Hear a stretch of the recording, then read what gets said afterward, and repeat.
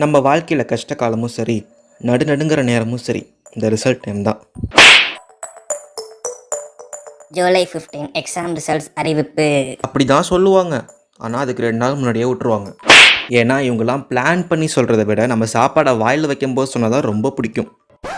சாப்பிட்றதுக்கு முன்னாடியே கை கழுவி அவசர அவசரமாக போய் ஃபோன் எடுத்து நெட்டு தேடுற இடமா பார்த்து பார்த்து போய் நின்னா படிக்கும்போதும் எழுதும்போதும் நமக்கு இல்லாத பயம் இந்த ரிசல்ட் அப்போ தான் வரும். இந்த ரிசல்ட் டைம் ஸ்வீட் செஷனாக ஆகிறதோ இல்லை யமகண்டமாக மாறுறதோ நம்ம கையில் தான் இருக்குது.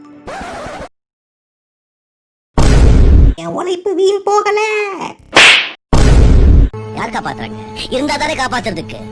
கடவுள் இல்ல.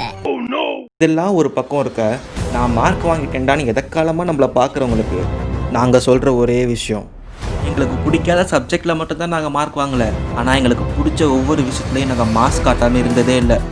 எங்களுக்கு பிடிச்ச ஒரு விஷயம் பண்ணால் அதில் நாங்கள் காட்டுற டெடிகேஷன் இருக்கும், ஒரு கிளாரிட்டி இருக்கும்.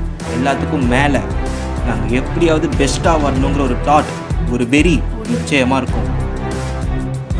யாருக்கு தெரியும், இன்றைக்கி ஒரு சாதாரண ஸ்டூடெண்ட்டாக இருக்கிற நாங்கள் வருங்காலத்தில் ஒரு பெஸ்ட் எடிட்டராகவோ, ஒரு டேரக்டராகவோ, ஒரு சிங்கராகவோ, ஒரு ஹேக்கராகவோ, ஒரு காமெடியனாகவோ, ஏன் மாஸ் காட்டுற ஹீரோவாக கூட இருப்போம். நம்ம வரதெல்லாம் பெரிய மேட்ரே இல்லை. ஆனால் நம்ம ஜெயிச்சா தூக்கி கொண்டாடுறதும், தோற்றா கை கொடுத்து சப்போர்ட் பண்ணுற நம்ம அம்மா அப்பாக்காக நிச்சயமாக ஜெயிக்கணும்.